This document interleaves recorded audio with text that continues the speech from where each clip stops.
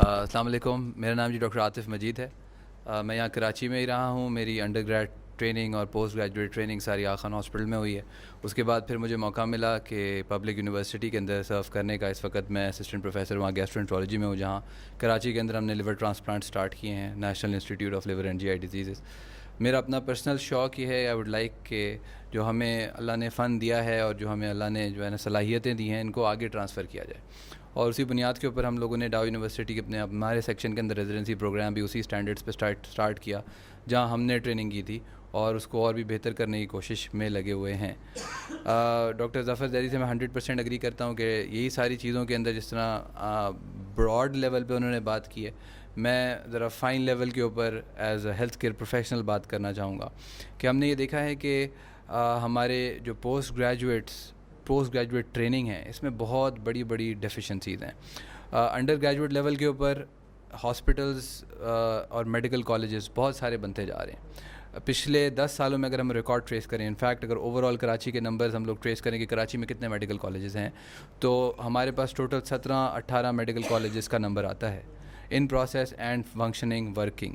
And ان میں سے یہ صرف 3 پبلک سیکٹر میڈیکل کالجز ہیں ہمارے پاس, باقی سارے کے سارے پرائیویٹ سیکٹر میڈیکل کالجز ہیں. اور یہ پبلک سیکٹر میڈیکل کالجز پچھلے 30 سال سے اسی طرح ہیں.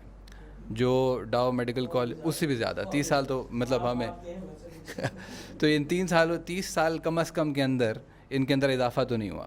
اور پبلک سیکٹر کے علاوہ جو ہمارا پرائیویٹ سیکٹر ہے, اس کے اندر پچھلے اگر صرف ہم لوگ 10 سالوں میں دیکھ لیں تو کم از کم 10 نئے میڈیکل کالجز بنے. تو ایک بڑا اگر انڈرسٹینڈ کرنے کی سسٹم کو کوشش کریں کہ ہر سال میڈیکل اسٹوڈنٹس گریجویٹ کر رہے ہیں, اور پھر وہ میڈیکل اسٹوڈنٹس آتے ہیں جب اپنی ٹریننگ کرنے کے لیے. اب انہی نمبرز کو ہم ٹرانسلیٹ کریں کہ آپ ان سارے اسٹوڈنٹس کو جو اب فار ایگزامپل کراچی کے اندر ہمارے پاس انڈر گریڈ سے فارغ ہو کے گریجویٹ کر کے نکلیں گے, اور ایک سال کے اندر یہ اگر فار ایگزامپل ہمارے پاس 3 سے 4 ہزار گریجویٹس ہر سال آ رہے ہیں, تو ہم ان کو کہاں اکوموڈیٹ کر رہے ہیں.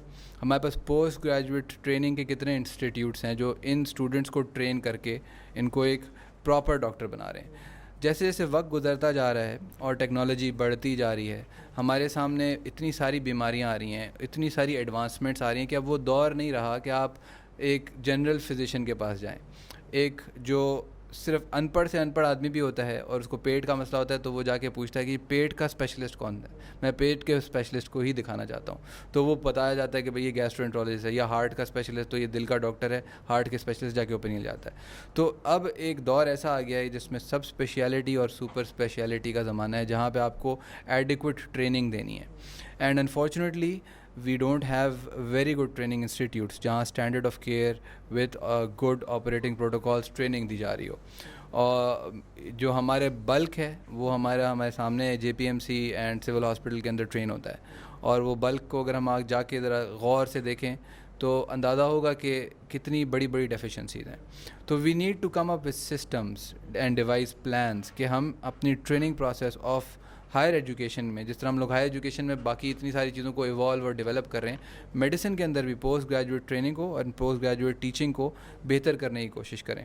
کوئی نہ کوئی ایسی طریقے لے کے آئیں کہ اگر ہم لوگ یہاں پہ ڈیفیشینٹ ہیں ان ساری ٹیکنالوجیز میں, تو ہم ان اسٹوڈنٹس کو باہر بھیجیں, وہاں سے لرن کریں, لے کے آئیں, پھر واپس کریں.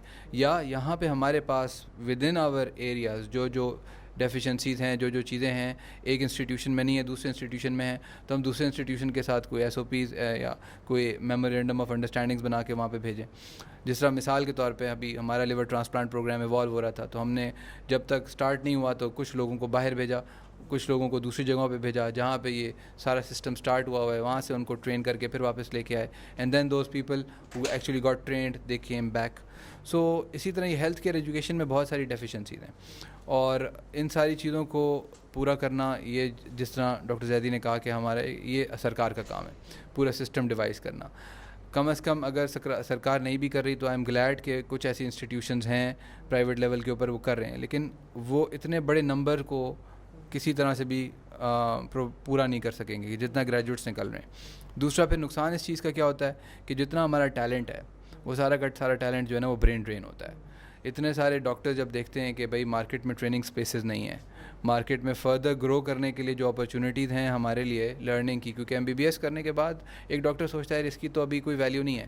ایون دو اگر جس طرح ROI کی بات کی ڈاکٹر زیدی نے, جب والدین ایک پرائیویٹ میڈیکل کالج میں اپنے بچوں کو داخل کرتے ہیں, بائی دا ٹائم وہ گریجویٹ آؤٹ کرتا ہے بچہ, تو اس کے اوپر اگر آپ دیکھا جائے تو average is about 20 to 30 lakh per year now اس دور کے اندر. تو جب تک وہ گریجویٹ کرتا ہے تو اپروکسیمیٹلی 1 crore کی انویسٹمنٹ اس کے اوپر ہوئی بھی ہوتی ہے, اور اس وقت جو ہے نا وہ پھر بچہ ہی سوچتا ہے یار میرے اوپر تو اتنی انویسٹمنٹ ہو گئی, اب اس کا ریٹرن بھی دینا ہے, اپنے والدین کو دینا ہے.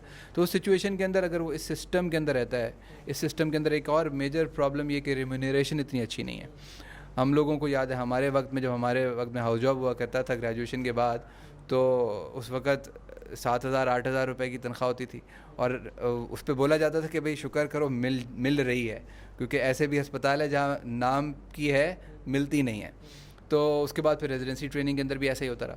تو یہ والی چیزیں ہر شاید اسٹوڈنٹ نہ سسٹین کر پائے, اسپیشلی جس نے اگر کوئی قرض لے کے, جس طرح آپ نے ابھی بات کی, لون لے کے اپنی پڑھائی کی ہے, تو وہ یہ سوچتا ہے یار کہ یہ لون اتارتے تو میں بوڑھا ہی ہو جاؤں گا, اس سے اچھا بہتر ہے کہ باہر جاؤں, کہیں جا کے کام کروں. اور اس وقت ایک میجر بلک مڈل ایسٹ میں پاکستانی ڈاکٹرز کا, اور وہ مڈل ایسٹ کے اندر سسٹین کر رہا ہے مڈل ایسٹ کے سسٹمز کو. میجر بلک UK US کے اندر ہے. اور اگر آپ کو میں بات بتاؤں, ہماری تو بات ہوتی رہتی ہے کہ we've got a lot of talent.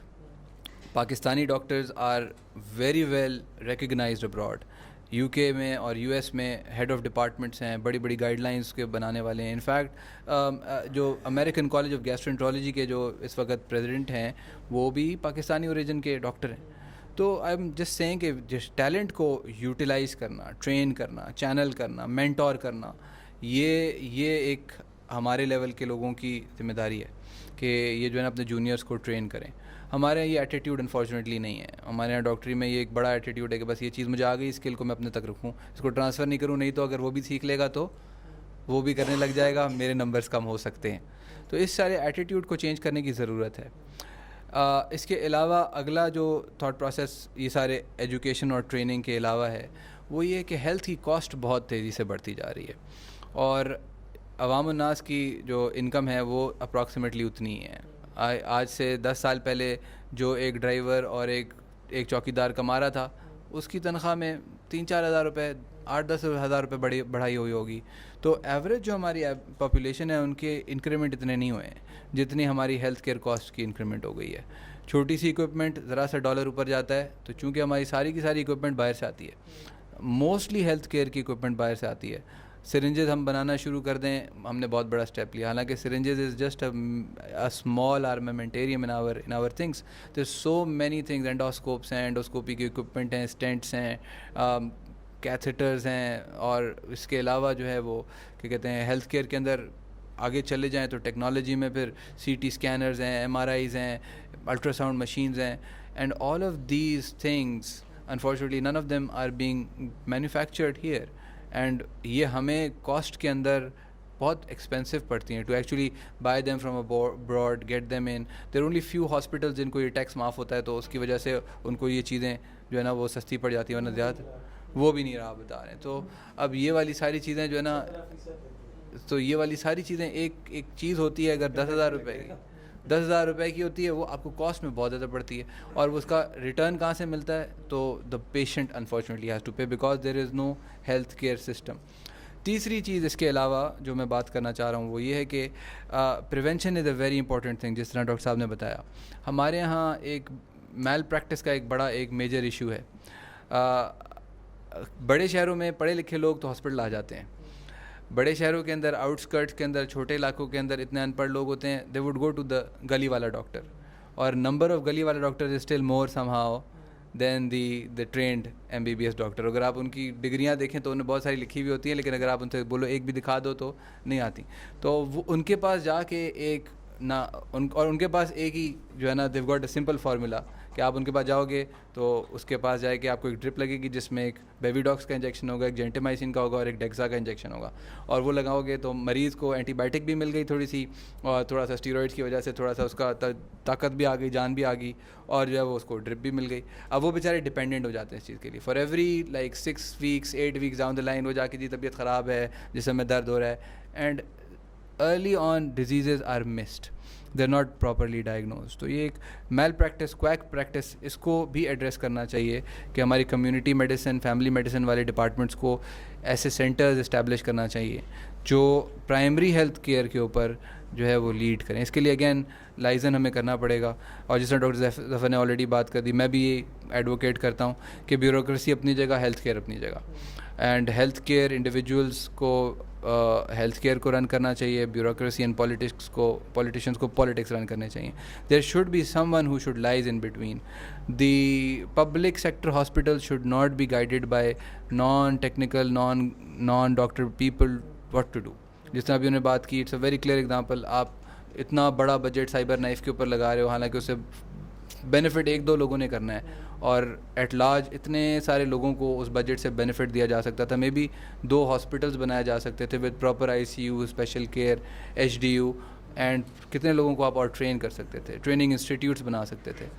تو یہ 3 میری موقف ہیں جو میرے آج کے ڈسکشن کی پوائنٹس تھے. اس کے اوپر باقی ڈسکشن باقی پینل سے بھی لے سکتے ہیں ہم لوگ. سو اوور ٹو اطہر بھائی.